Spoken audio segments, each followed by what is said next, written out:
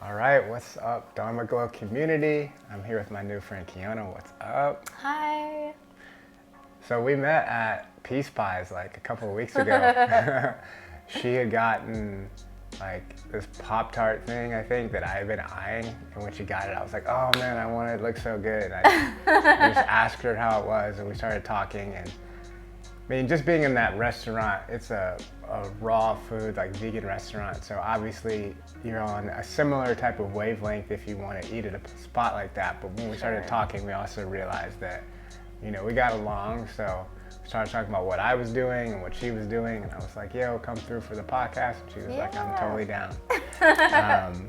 Yeah, so thanks for coming on. Yeah, this is great. Thank you. I've been looking forward to this. Yeah, she's a breath of fresh air, so I'm excited to have you on as well. Thank you. So one of the first things you mentioned about what you do is this brand called Spiritual Bimbo, which I thought was really funny. And I looked at your IG page, and you want to describe what that is? Like my big IG page? No, your Spiritual Bimbo. Oh, my spiritual. Okay, so Spiritual Bimbo Coach actually started back about a year ago. I was doing some business coaching. I don't know. It just came about to me as spiritual bimbo. I'm like, I'm a spiritual bimbo, which just the whole like bimbo like fetish thing is typically like a dumb blonde, like a hyper feminized like dumb blonde, and like that's why it's funny because like I'm not dumb at all. But like I don't ever play dumb in any capacity on anywhere on social media or even in real life. But I have the looks, I get it.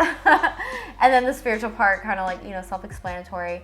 But I did originally start that page because I was doing like business coaching, and just like I started this group within my industry community called High Vibe Hotties. And I was like really trying to like make it a thing, but I also felt like at that point I was not happy in my life, and I was just trying to keep myself very busy, and I had these points in my life where I'm like, I need to be doing something with a different purpose that's more like aligned with like what I actually like truly enjoy doing, but I do it out of like ill intent of just being like to prove I can do something else,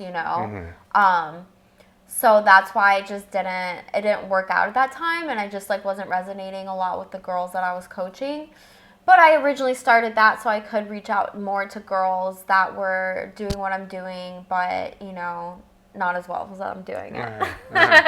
So that's where the page came from, and now it's just kind of turned into like my little like spiritual haven where like I don't really care about the algorithm, to be honest with you. I do like the hashtags and everything, but it's really just like put my energy out there in a different capacity that I'm used to typically doing on social media. Yeah, totally. Yeah, I think you mentioned, well, you told me, I was like, what do you like to do? And you're like, well, I have like an OnlyFans type page, but then Spiritual Bimbo is like where it was so funny the way you described it. You were like, it was like thirst traps with intention. With intention, yes. Yeah, something like that. And I just think that's funny, and I do think it's important to capture people's attention, because otherwise, like, they're not going to see what you're doing, and they're already going to be directing their attention towards whatever anyway. So you're able to like capture their attention and hopefully like elevate it with whatever you're sharing. So yeah, I think it's interesting. I don't think I've seen anyone else who has an OnlyFans but is tapped in as much as you are. Yeah. So like, how do you navigate those two worlds? Or were you always like kind of awake, or did you become awake somewhere along your OnlyFans journey, or how did that start? Kind of, yeah, to the later half. So,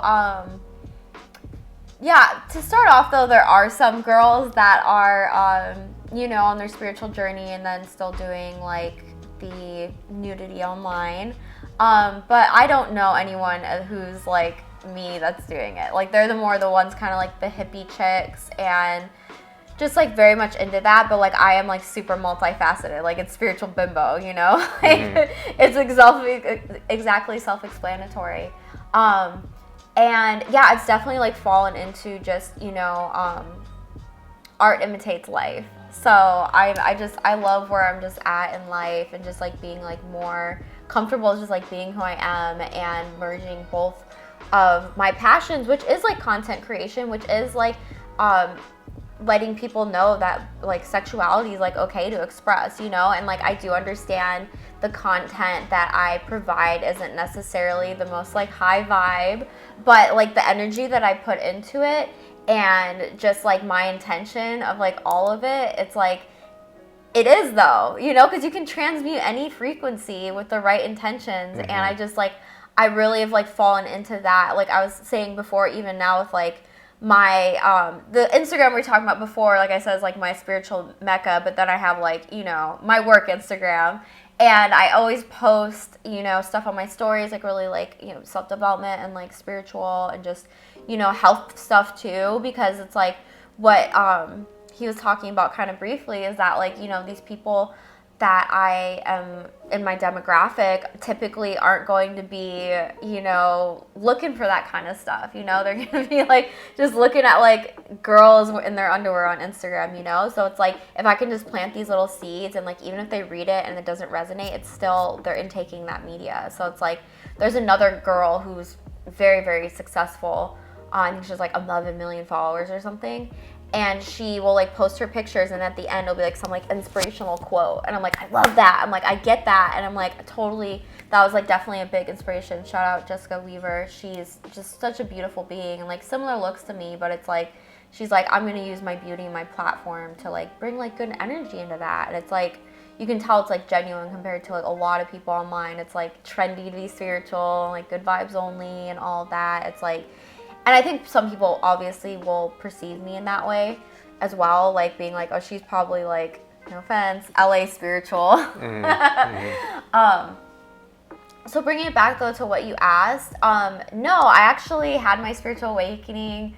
I'd say like I've had an OnlyFans page since like it came out in like 2017, but so to bring it back, I've been doing like online sexual content creation for like 6 years now, and I did like cam and I did Snapchat when that was like the thing, and then I started doing OnlyFans because that's just like where the market and the industry went, and then I had my spiritual awakening, and about 6 months after that I did ayahuasca, and after that, after like a week of just like how like dark night of the soul and everything, like I just had the, well, maybe probably during it, the like ping to be like, if you focus on OnlyFans, it'll change your life.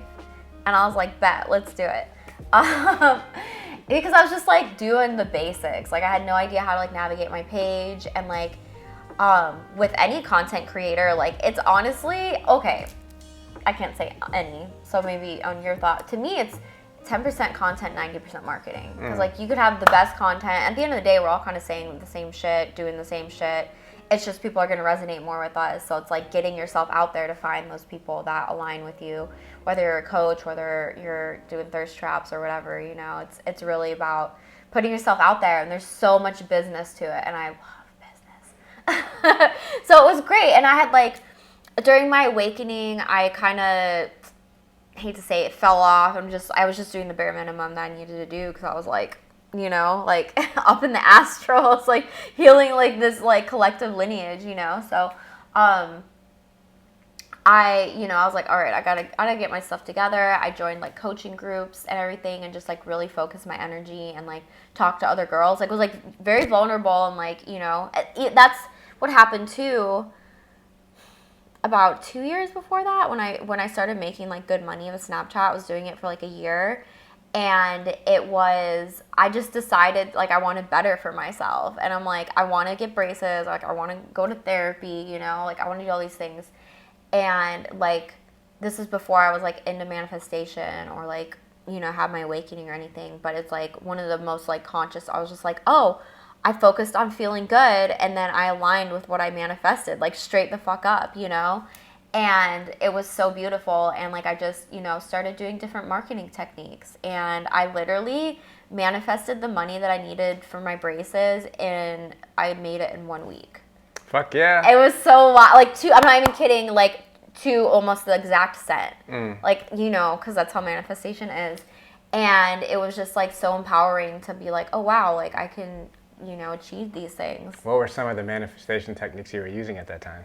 Nothing consciously. Like it was really no. I'm doing goals. That's what it was actually, and just like writing out like the things that I wanted and like, but so yeah, so unconsciously I was doing that, but also just I had gotten into fitness. I had gotten into, a couple months after I finally got into therapy. Thank God. But just like different, I was doing yoga often and just actually and eating completely different. It was still like I was vegan before that still, but I was just like I had no idea. I was not into nutrition at all. And so I got into like fitness nutrition, which is still better. And yeah, so it's just like I was like focusing on raising my frequency without, knowing the verbiage or anything. And then when it's like these things, I literally in the beginning of the year, I was like, I'm going to get braces by the end of the year, and I'm like, this is like a lot of money. I was not making money that would seem even like plausible. And then by taking the action, I like randomly went and got my teeth cleaned, like off of like a Groupon or something. And they're like, oh, like what about braces? I was like, yeah, let's, how much? I never went to even see how much it would be. So like right there, boom, like showing like this is what I need from the universe, like being like just very direct with it and not being afraid to like be like specific, but also not being afraid to not get exactly what you want, because you got what you needed instead. That's always how it is. The universe is always providing for you and looking out for the best. So to bring it back to a couple years after that, like I had my awakening and then ayahuasca, and I was just still, my other ping was to just get into like long silent meditations. And I was like doing breath work. I was doing like a solid sadhana probably for like 6 months before that, I gradually worked it in. I was really into like breath work and like Kundalini yoga, shout out. But I would like meditate for like 10 minutes, and I graduated from, the guided meditations to like the music and then just silent. But like started meditating like 40 minutes or so a day, like sometimes like an hour in the morning, sometimes an hour at night, like just like heavy silent meditation. And that to this day, that was the end of 2019 and it's 2022 now, so almost 2.5 years, every single day. Yeah, that's when I started meditating regularly too, 2019. Hell yeah. Been doing it every day for like 3.5 years, and it will so change your life. Yep. I mean, I heard that so many times before I started meditating regularly, when it's just a sporadic thing, and I was always like, yeah, okay, but like it totally changed my frequency. When things happen, I'm not so reactive. I'm able to just like process things and be like, okay, that happened, now how do I want to respond, right? So my frequency doesn't get all scrambled by external events, and if I do start to get overwhelmed, I know that meditation can calm my system. Yeah, and just being regular with it though, it's like not reacting to it in a way where like that's a great reaction though. If that's your thing, like I'm stressed out, I'm gonna meditate, that's great still. Right, but if you just regularly do it, it's kind of like taking a medication where it's like it gets in your system, and it's like the times that you feel like you would need to take space and like go away and maybe do that, you won't feel that way because you can just observe your emotions and know that they don't like dictate you or define you, and like you don't have to like react to them. You also don't necessarily have to push yourself through things and like give yourself space if you do just want to like go cry or go chill or whatever, like that's fine. But it's like you realize like it's not worth the energy to necessarily express it that way unless it's absolutely necessary. Like you don't have this like negative ego reactive response, and when you do want to do those types of things, it's more of like a release and like honoring yourself in a way. Right on. Well, I'm curious to hear about your life. Like you said, you started OnlyFans in 2017. What about like before that? Like where are you from? Where were you growing up? Like what was your formative experience like? Yeah, for sure. So I was born in Wisconsin, and I lived in Arizona most of my life. And I was like very like Midwest girl, like eating McDonald's and just doing whatever, and I was raised in like a very like eccentric family though. Like my dad was like actually like a singer of like a punk rock band. And like my mom like traveled the Renaissance Fair, and just like I was like we had like a mural of like the Beatles' Yellow Submarine in my grandparents' basement, but then it was also like we're in the Midwest, and like I kind of lived in the suburbs, and like, you know, all of that. So at the end of the day, I've always had kind of that like two, like, I'm sure most people do, like just like a multifaceted life of like not like two different identities, but just kind of just a lot of different options going on. So I've always like felt, you know, different in the places that I've been, honestly, but that's something I've like really integrated in the last couple of years, where it's like I can belong in this like beautiful like suburban neighborhood with all these like families, these like type A's and stuff, and I can belong like in the adult industry and the spiritual industry and everything. Like it's okay like to have different parts of ourselves, and like, you know, shout out Gemini season, like really like honoring our shadow and like knowing that that's always going to be part of us,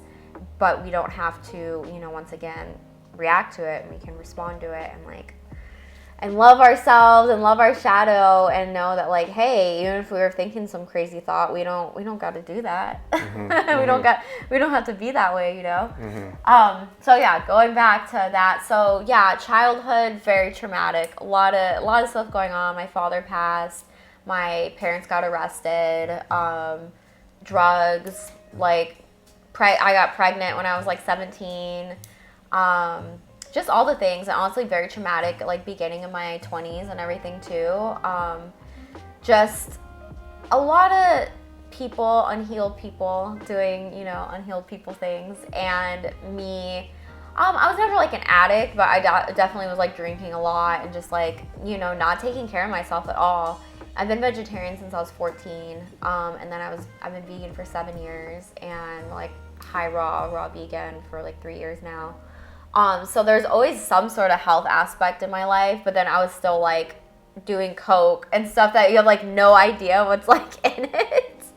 So it's like very like counterintuitive of like the way that, you know, I know there was always that part of me that was like posting the positive things and just like knowing that there was something else out there, but not knowing, you know what I mean? Like that's really what I feel like having awakening is just finally having that like sense of like, oh wow, like we're internal spiritual beings having a temporary human experience, and like this is all like, this is just a game, baby, like it's just like a simulation, you know, like you gotta just like, everything matters yet nothing matters at the same time. It's like once you just like understand that, and you can't force somebody to think that way. You can give them all the tools, all the books, all the YouTube videos, but it's like you really have to have that like flip switch, and not everybody's gonna have that, you know. But yeah, like all the trauma and everything has brought me to like where I am today, you know. And to not get into all of it, but like violence, sexual abuse, a lot of emotional abuse, just like a lot of like narcissism, like unhealed mom wounds, dad wounds, you know, like stuff my grandparents did and like 7 generations ago, like everything that we're dealing with, you know. And it's been such a blessing though, honestly, like being in the adult industry in the way that I am, the fact that I have control over everything that I do, and it's not like a studio telling me and me meeting these people like I just met that day, might not like vibe with or whatever. Like it's none of that. Like I am in control of everything. Like I'm the director, I'm the actress. Like I don't have to collaborate with people in any capacity if I don't want to. And it's like such a beautiful expression of like self-love to me, like content creation is in general, but especially like just expressing sexuality, and like it's okay for like people to have these like weird fantasies, you know. It's like the shadow aspect again, where it's like it's just about like honoring that by like, hey, it's, you know, creating this safe place that these guys can go like say weird shit that like maybe they shouldn't be saying to like a person in, you know, like real life in their family, but they're getting that like energy out like in a more healthy way than like they could actually be expressing it, you know. Like yeah, at the end of the day, it'd be beautiful for everyone just like on their healing journey, not watching porn and like doing all these things. But until then, there's $1 billion business that has opportunity for better energy to be put in, and like that's where, you know, at least that's what I'm doing. I actually was talking to a friend yesterday who was saying that he would love to create more just like conscious like pornography, and there are people out there doing things like that. He had a really good, you know, explanation of what he's wanting to do, and I was like, then do it, you know. Like there's something out there for everybody, and there's so much unfortunately consumerism, but it's like, you know, anyone who's out there being afraid to like, you know, become a content creator or a coach or like anything online, like because it's saturated. No, it's not. There's, for every creator, there's millions of consumers, you know, and there's so many people out there just like needing to be fed like beautiful things in like whatever capacity that it is, so that they do make these changes in their life and they do become the person that they want to be, you know. Like, back to my story, like years ago, like I hated myself, like literally, like I was like, my fearful parts of me hated myself and felt that like I deserved like all this like messed up stuff that happened to happen to me, and like, you know, not like super victim mentality, but like definitely in a way, because I just hadn't really processed anything. I was prescribed Xanax for like 7 years, and that's what really started my like healing journey as well, was getting off of that and realizing like, oh, like I probably shouldn't hate myself, you know, like let's start doing some yoga, let's get through this like detox. And that's when I started just naturally wanting to get into fitness and just like doing better for myself. And then, you know, about a year after that, I had my awakening, and it was like down the rabbit hole, and I'll never come back, you know. So but what I was talking about earlier is that like sexual sex work is healing in a way, for sure, because there was like, especially back when I would do like femdom, which is like female domination, which typically, you know, in the industry it's more male dominant, and you know, men like certain things to be like kind of told what to do and stuff, and it was actually like very like healing to kind of like reverse that role that, you know, I might have had similar experiences but like in an abusive way, and in like in the other role being like the submissive. And so it was like beautiful to like transmute that energy and be like, okay, like this can be done in a healthy way too, you know, because like the BDSM community can be a very scary place, but also can be a very healing, beautiful place for a lot of people.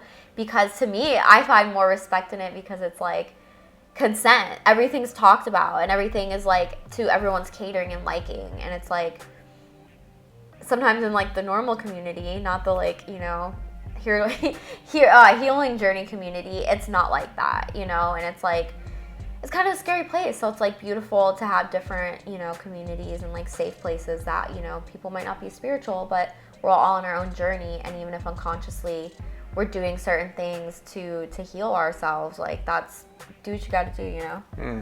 Whatever you resonate with. Yeah, that's really powerful. Thank you for sharing all that you've been through, and like the wisdom that you've got through going through those experiences. It does sound empowering, the perspectives you've chosen, so yeah, good for you. Thank you. Yeah. So I know that you said you have your own business, so have you always been entrepreneurial with how you were doing things, or like how did you learn business? How did you learn to be empowered in that way? Because a lot of people don't know how to do that. It just honestly came kind of naturally. I started working like in the sex work industry like a decade ago. And I was a dancer and all of that. And so I mean, just falling into that is like very, you know, I've never had like a manager or whatever. It's always just been me, you know. So I'm able to, yeah, just say it was like natural, and then just the evolution of it, because, you know, I worked with other girls that were kind of doing the same thing, but even when I was like, hey, maybe we should start, you know, doing cam stuff, or like maybe we should like this, it's like they weren't picking up on the progression, you know, and not everybody is meant to do that, you know, like same with the people that stay in the 9 to 5, like they enjoy that comfort, you know, but like I've always felt like I was like destined for more like than like average, and I came from like a very just like a lot of my people in my family have died from drugs, you know, like just not like a go-getting type of environment at all. And I'm like, I don't want to be like that, you know. And people could argue where it's like, you're not like, just because I'm in the industry, it doesn't like diminish anything that I've accomplished. Like I am a business owner over a multi-million-dollar company, and like it's taken a lot to get there. And I'm like very like proud in the most like humble way to just show people that like you can like I've been through some shit, and it's like you can get out of it, and like you can, you know, heal you. More importantly, fuck the money, dude. Like I'm happy, and like I'm in like such a like beautiful place that I'm like so like just aware and like conscious of like my growth and like how I can like help other people with like my story, my transparency, and like my thirst traps, and like every day is just like such a beautiful journey. And even like when we met, I was like really going through it, and I was like sick as well, and so it was like so beautiful that we're able to still like connect on that vibration. But yeah, just because you're like, you know, making money or healing or doing all of that, like you're still gonna have days that are like, what the fuck is this? You know, like why is all this happening? You know, but it's like the more that you focus on your healing and your meditation and all your things, like you're able to get out of those and just like more importantly be aware and like learn from them and like not judge yourself for the process that it takes, because like sometimes you're, you know, smoking more weed than you want to and like eating unhealthy stuff, and it's like it's okay to go through that, you know, but it's like, okay, how long am I spending in this like spiral? And I'm like, am I being conscious that I need to get out of it? Like there's certain signs that kind of come naturally where it's almost, for me at least, more challenging to not do what you should be doing. Even if you're like I want to do all the things, but right now like I need to just take that space. And it's it's understanding like and trusting ourselves and our choices, that we're not gonna like keep going down this and it's gonna be a year later and it's like, oh wow, now I'm like doing all these other like things that aren't like supporting my higher good. It's powerful just to be conscious of what you're choosing, but also to give yourself grace. Absolutely, yeah. And everything's intentional, baby. Yeah. Like it's all, you need to transmute that energy. It's just about being aware and like really being honest like with yourself and like honing in on your intuition and just trust. Yeah, so what would your advice be for someone who is like early in this journey of walking the sex work path, or maybe even not sure if they want to do it, or not in control of their business and their entrepreneurship in the way that you are? Like, what advice would you give someone like that? There's consulting companies out there. I own one. So there's the ability, like the community is so vast and beautiful at this point. Like you can be as engaged as you want. You can have someone help you out. Like you can, if you want to still do cam, do all of that, you know. But if you haven't been in the industry whatsoever, like, I mean, to be real, like you need to be aware that this stuff's going to be on the internet forever. And if you're like trying to be a politician, it's probably not the move. But I feel like people watching this are not trying to be politicians, so it's all good. But yeah, just be, really sit with it and like be honest with yourself if like this is like the move you want to make. But just know that it's all intention. And it's like if you're just doing it to make quick money, besides that's just like energetically not the move. It's not the move, because like it's not quick money. Like it's not just like, you could go strip for a night and maybe make some money, not always. But this is like something where it's like you got to actually like invest into it.